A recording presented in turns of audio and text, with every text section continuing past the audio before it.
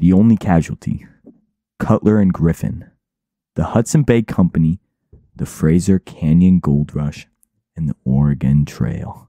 This is the story of the Pig War. There's a good chance you have no idea what the Pig War is about, but there is a few things I can tell you. It had to happen, and no one except a pig died.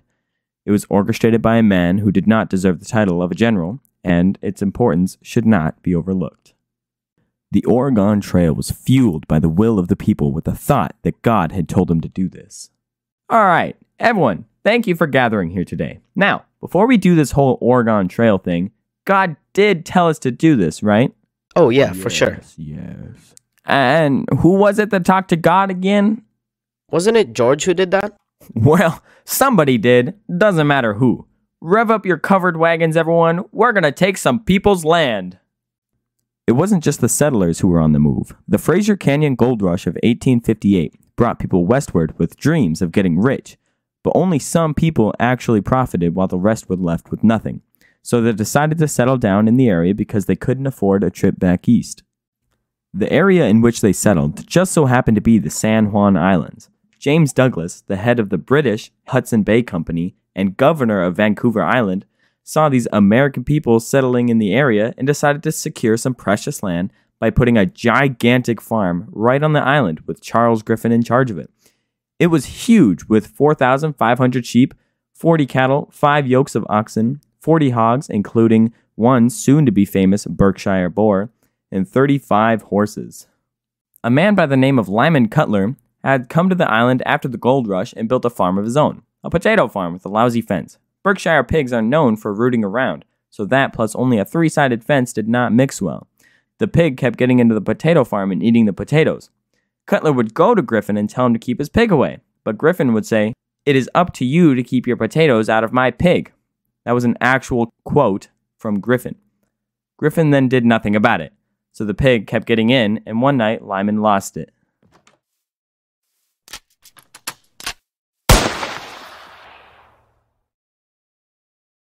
Cutler offered to pay $10 for the pig, or about $300 today, but Griffin knew the true value of his prized breeding pig and countered offer with $100, or about $3,000 today. Cutler refused and threatened to shoot him and his sheep next. This was what caught the attention of one General William Harney. On July 16, 1859, Harney ordered Captain George E. Pickett, along with 50 troops, to land on the island. In response, James Douglas landed the frigate Tribune, a British Navy, at Griffin Bay, right in front of the American soldiers' camp. By mid-August, the United States had 9 companies totaling 400 men, while the British had increased forces to 1,000 men and 5 warships. On the British side, there was pressure from James Douglas to land troops and attack Pickett, but Captain Hornby, commander of the Royal Navy Tribune, refused. In support of Hornby's decision, Admiral Robert L. Baines said to Douglas that he would not involve 2 great nations in a war over a squabble about a pig. On the American side, President James Buchanan caught wind of Harney's insane plan and sent the high-ranking officer Winfield Scott to deal with him. Winfield had clashed with Harney before, during the Mexican War. Arriving in mid-October, Winfield stopped Harney from starting the war and sent him to St. Louis, while successfully organizing a joint occupation between British and American troops. Within the joint occupation, the troops were reduced to 100 men on each side, and lived together in peace, and eventually became friends. That lasted until 1872. On October 21st that year, both sides pleaded their case to the Commission of Kaiser Wilhelm in Germany. Kaiser ruled in favor of the United States. The border would be cut down the Haro Strait, making the San Juan Islands U.S. territory. On November 25th, 1872, the Royal Marines withdrew from their English camp, and by July 1874, the last American troops had left their camp. Today, a British flag still stands on the island to show our gratitude to the British naval forces on the Hudson Bay Company. Now, why is this a frontier? All of this sounds like the silliest event you have ever heard, but it did have a lot of importance as it relates to larger events in history.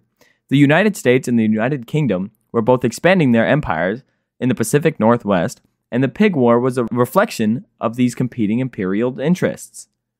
The Pig War was also a result of cultural and economic tensions between the United States and the United Kingdom. The United States and the UK had some different economic systems and cultural values. These values found their way into the Pig War.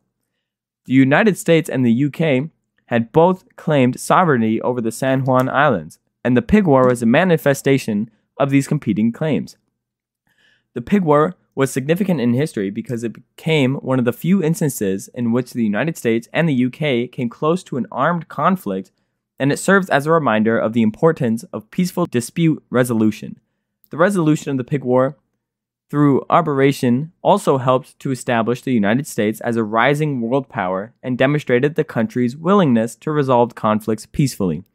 The Pig War also had an impact on development of the Pacific Northwest, as it helped to shape the boundary between the United States and Canada in the region, showing how the Pig War was a frontier in history, even though it was such an insignificant event. Pettiness. Glory. Two countries fighting to expand, almost leading them to another war against each other. This all happened over the death of one Berkshire pig. Both sides at fault, but one person had to be the bigger man, still making it a very important moment in history. Even if most of you hadn't heard of it before this, there's still a few things I can tell you. It had to happen. No one died. It was orchestrated by a man who did not deserve the title of general, and its importance should not be overlooked.